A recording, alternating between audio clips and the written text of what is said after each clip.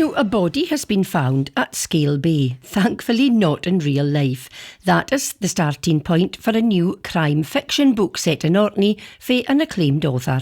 The Dead and the Dying is the latest in the Rhona MacLeod series, written by Lin Anderson, and she's been telling Stewart Bain more about her latest thriller. The idea for this book came when I was up previously in Orkney, and I was invited to dinner in the Ivy House. The chap there, Professor Colin Richards, is the UHI professor here in Orkney. And alongside him, it was Jen Miller, Dr. Jen Miller, who is the real Rhona MacLeod. He's renovated the whole of the Ivy House inside, and I walked past that so often and wanted to peer in the window, you know.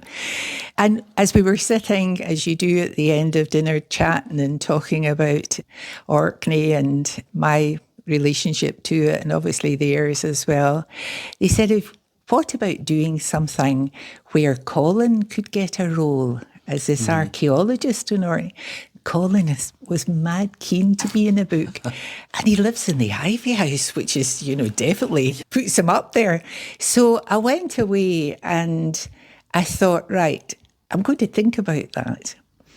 And this is the result. The Dead and the Dying is from that night and what came out of that night. In fact, I sort of say a wee bit about a dinner in there at one point, in the Ivy House. And this feels very much like this is an Orkney-focused book, and your policeman character, Erling Flett, he's very front and centre of this novel. Yes, I've always liked him. He's appeared in previous books, Out in Sandy and in The Killing Tide, and I always felt that I wanted to give him more room, and he grew on me. You know, of course, he lives in the house I used to live in, the 70s, Langwell, and I just kept his name.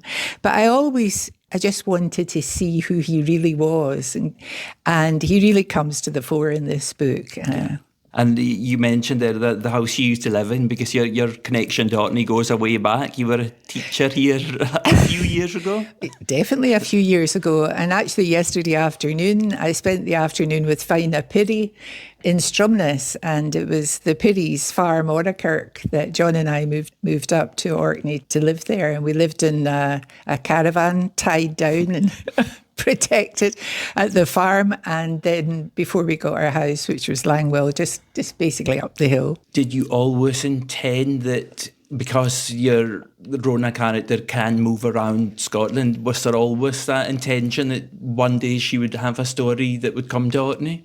Well, I take Rhona the places I've either lived in or love visiting. So it was inevitable that Rhona, and of course, it was a bit of serendipity that I made her a forensic scientist, because if you have a policeman, they were previously stuck in the one beat area.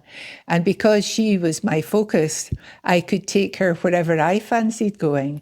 And so inevitably, she was going to end up in Orkney, yes. And why do you think fiction set in islands is so popular? And I mean, fiction set in Orkney currently, there's so much either out or coming up, and particularly crime fiction. Exactly. Why does that island setting work so well? Well, I think it's because it's a small community, but not a small community. I mean, if you take a village in the Highlands, that's like my Carbridge, where I stay, that is a small community.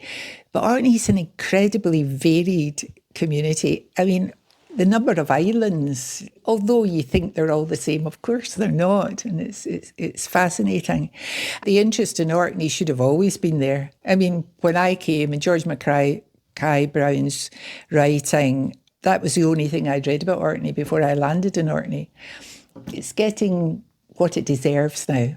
Yeah. More and more people writing about it. Crime novels are very popular, so it's a good way to go into the society within a crime novel. And we mentioned earlier that Erling Flett is sort of the star of this show, and I believe you've got some news regarding him as well. Yes, Erling Flett is definitely the star of this show, because I'd always wanted to give him his own series. Every time I wrote about him in the Orkney books, I wanted to give him his own series. So this sets Erling up really well, and next year it will be an Erling Flett book.